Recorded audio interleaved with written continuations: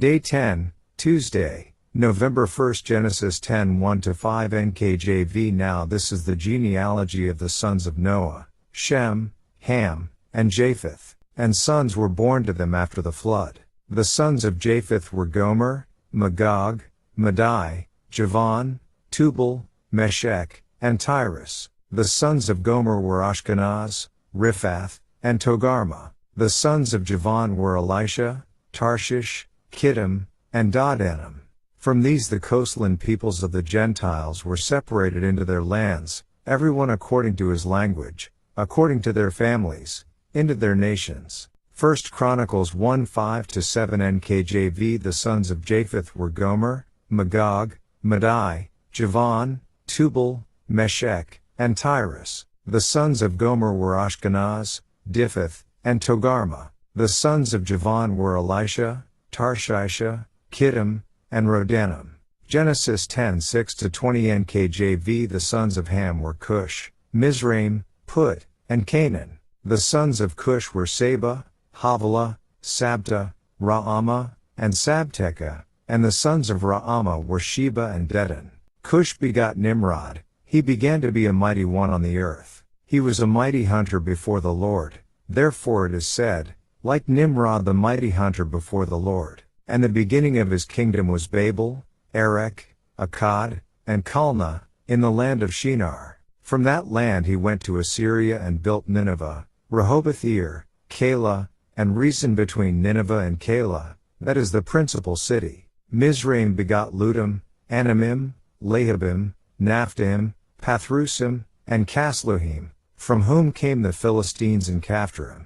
Canaan begot Sidon his firstborn, and Heth, the Jebusite, the Amorite, and the Girgashite, the Hivite, the Archite, and the Sinite, the Arvadite, the Zemarite, and the Hamathite. Afterward the families of the Canaanites were dispersed, and the border of the Canaanites was from Sidon as you go toward Gerar, as far as Gaza, then as you go toward Sodom, Gomorrah, Admah, and Zeboim, as far as Lasha. These were the sons of Ham, according to their families, according to their languages, in their lands and in their nations. 1 Chronicles 1:8-16 NKJV. The sons of Ham were Cush, Mizraim, Put, and Canaan. The sons of Cush were Seba, Havilah, Sabta, Raamah, and Sabteca. The sons of Raamah were Sheba and Dedan.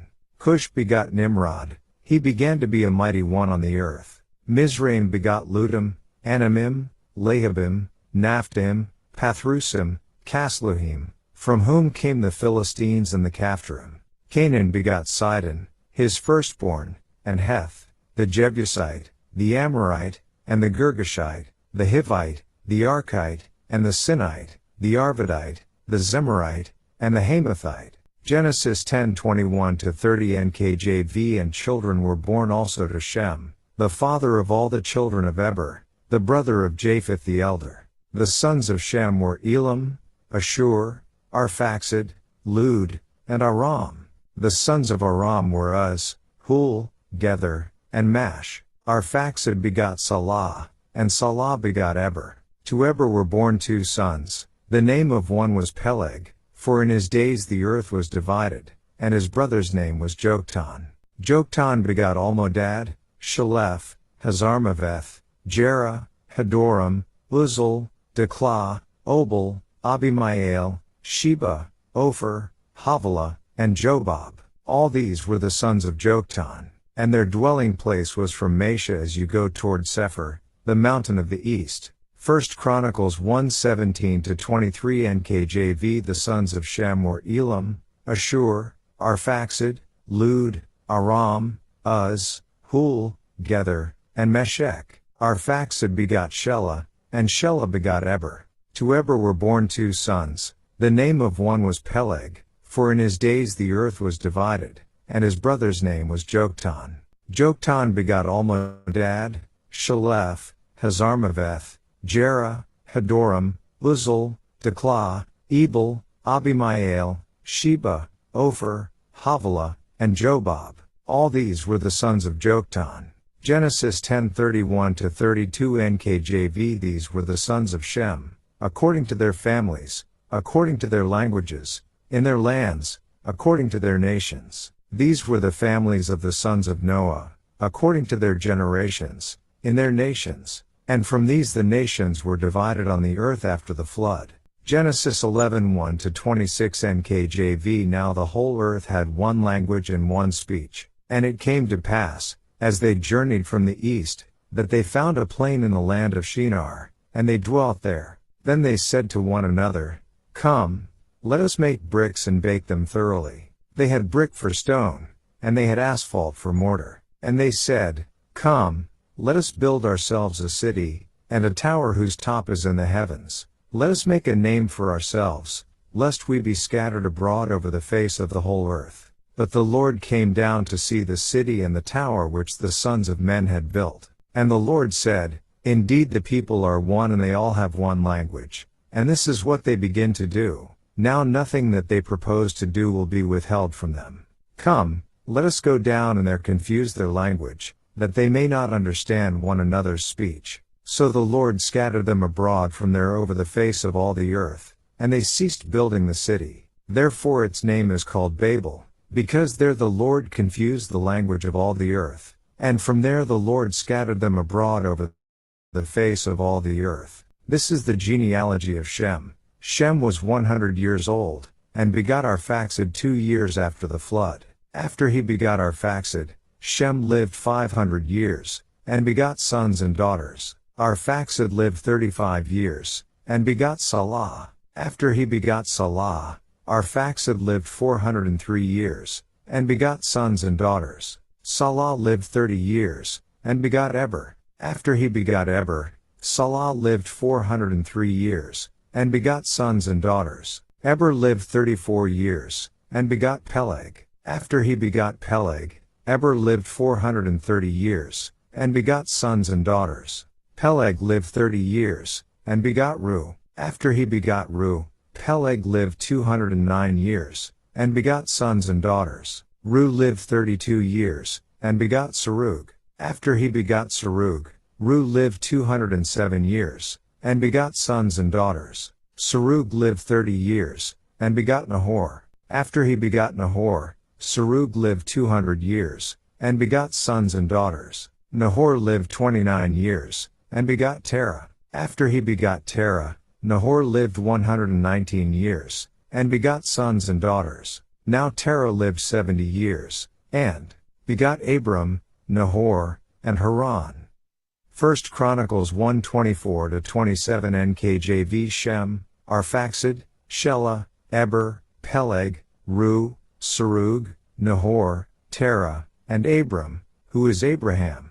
Genesis 11:27-31 NKJV. This is the genealogy of Terah. Terah begot Abram, Nahor, and Haran. Haran begot Lot. And Haran died before his father Terah in his native land, in Ur of the Chaldeans. Then Abram and Nahor took wives. The name of Abram's wife was Sarai, and the name of Nahor's wife, Milcah, the daughter of Haran the father of Milcah and the father of Iscah. But Sarai was barren, she had no child. And Terah took his son Abram and his grandson Lot, the son of Haran, and his daughter-in-law Sarai, his son Abram's wife, and they went out with them from Ur of the Chaldeans to go to the land of Canaan. And they came to Haran and dwelt there. Daily Deep Dive. Let's start this deep dive with the UCG Bible Reading Program comments. Genesis 10 contains what is commonly called the Table of Nations. This genealogical record lists 70 nations descended from the sons of Noah. The Israelites, and the descendants of Abraham generally, are not mentioned, although their common ancestor, Heber, is included in the list. The genealogical record here is in the form of a clan list, which typically follows the father-son-grandson format, although exceptions to the rule in extended lists, such as we will later encounter with Israel's clan lists, are not uncommon.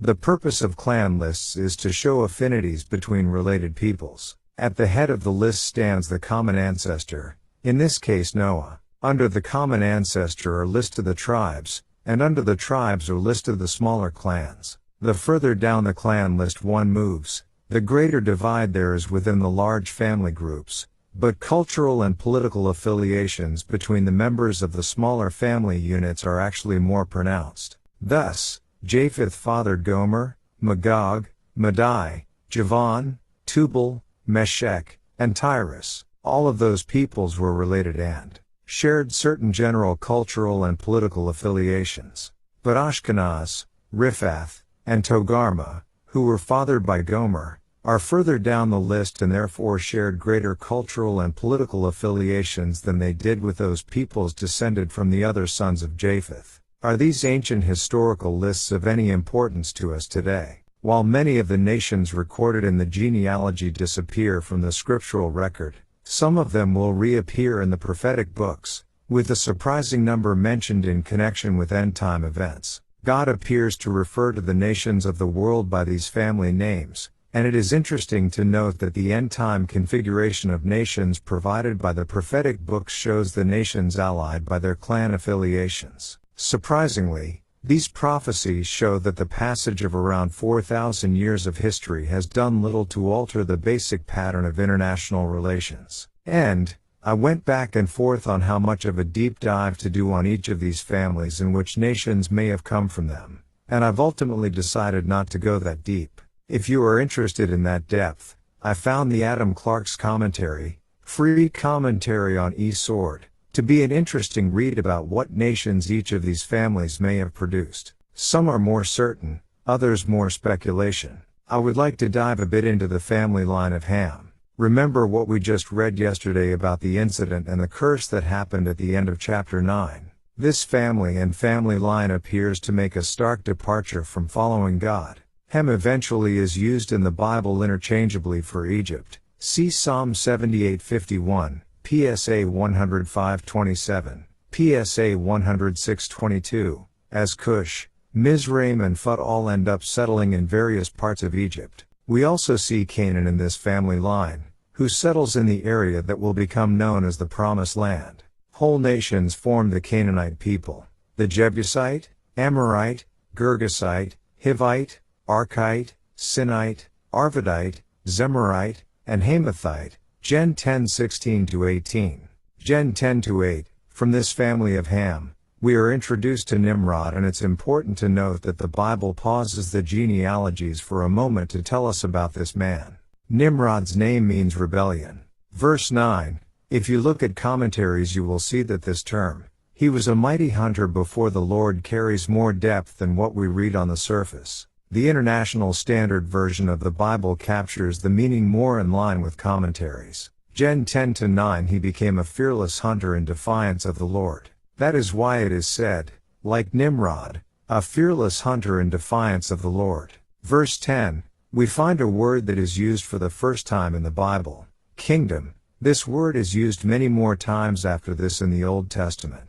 But this is where we are introduced to a rebellious man who begins to rule over people. I would like you to focus on two of the cities he establishes and rules over, Babel and Nineveh. From these two cities we eventually get the capitals of the Babylonian and Assyrian empires, two major world powers that would eventually take the people of Israel and Judah into captivity. Babylon becomes a type of all later kingdoms of men that are set on doing things their own ways, apart from God. In chapter 11-4 we find that these people decide to build a tower. I would like to paste excerpts from the Jewish historian Josephus to better under Nimrod, Babel and this tower. God commanded them to send colonies abroad, for the thorough peopling of the earth, that they might not raise seditions among themselves, but might cultivate a great part of the earth, and enjoy its fruits after a plentiful manner. But they were ill instructed, that they did not obey God, for when they flourished with a numerous youth,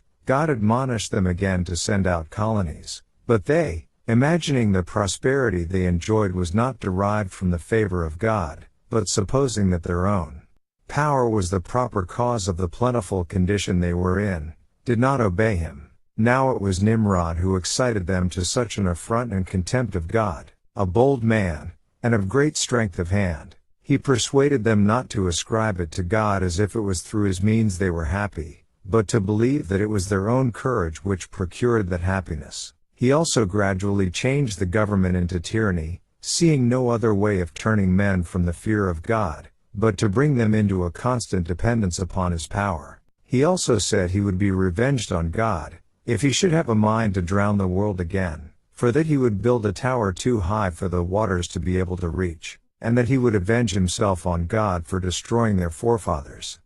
Now the multitude were very ready to follow the determination of Nimrod, and to esteem it a piece of cowardice to submit to God, and they built a tower, neither sparing any pains nor being in any degree negligent about the work, and, by reason of the multitude of hands employed in it, it grew very high sooner than anyone could expect. But the thickness of it was so great, and it was so strongly built, that thereby its great height seemed, upon the view, to be less than it really was. When God saw that they acted so madly, he did not resolve to destroy them utterly, since they were not growing wiser by the destruction of the former sinners, but he caused a tumult among them, by producing in them diverse languages, that they should not be able to understand one another. The place wherein they built the tower is now called Babylon, because of the confusion of that language which they readily understood before, for the Hebrews mean by the word Babel, confusion. And, while reading Josephus isn't the same as reading the true inspired word of the Bible,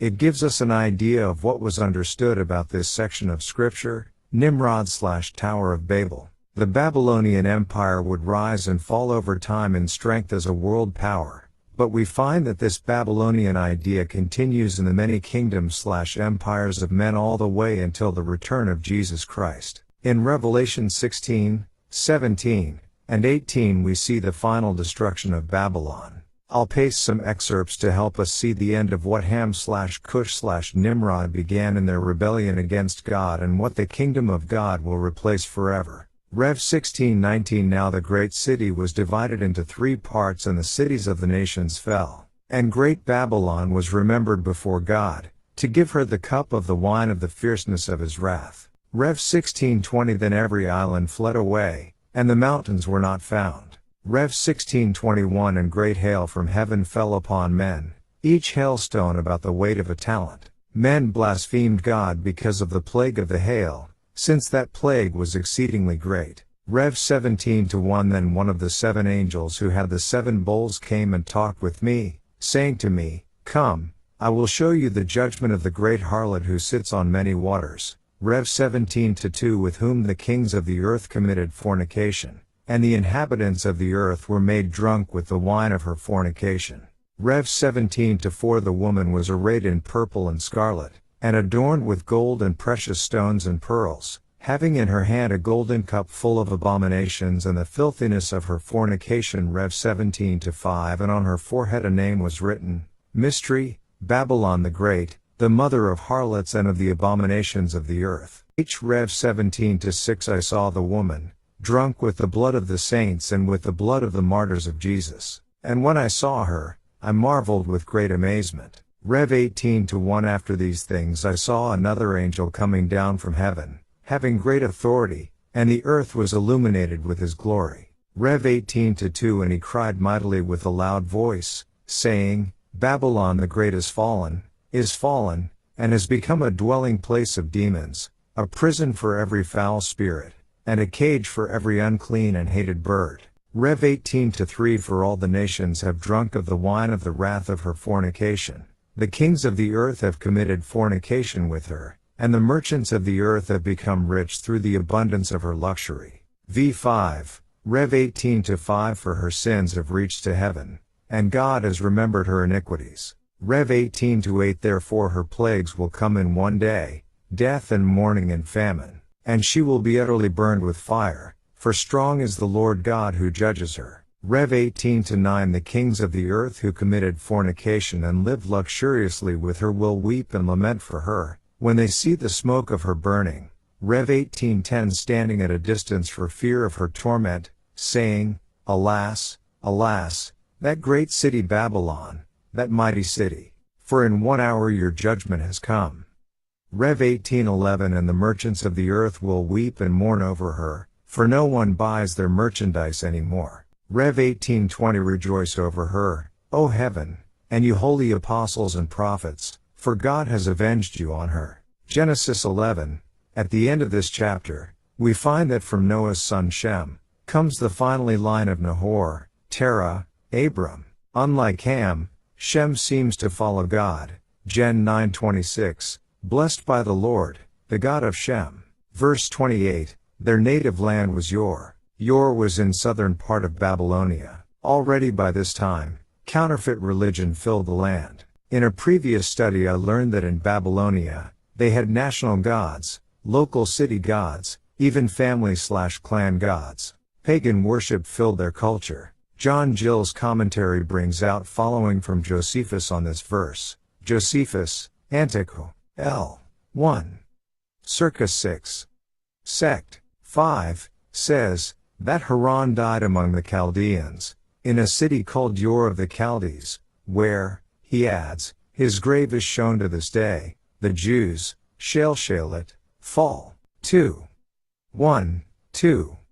Jarchi and Locke have a fable concerning the death of Haran. They say that Terah was not only an idolater, but a maker and seller of images, and that one day going abroad, he left his son Abraham in the shop to sell them, who, during his father's absence, broke them all to pieces, except one, upon which, when Terah returned and found what was done, he had him before Nimrod, who ordered him to be cast into a burning furnace, and he should see whether the God he worshipped would come and save him. And while he was in it, they asked his brother Haran in whom he believed. He answered, if Abraham overcomes, he would believe in his God, but if not, in Nimrod, wherefore they cast him into the furnace, and he was burnt. And with respect to this it is said, and Haran died before the face of Terah his father, but Abraham came out safe before the eyes of them all.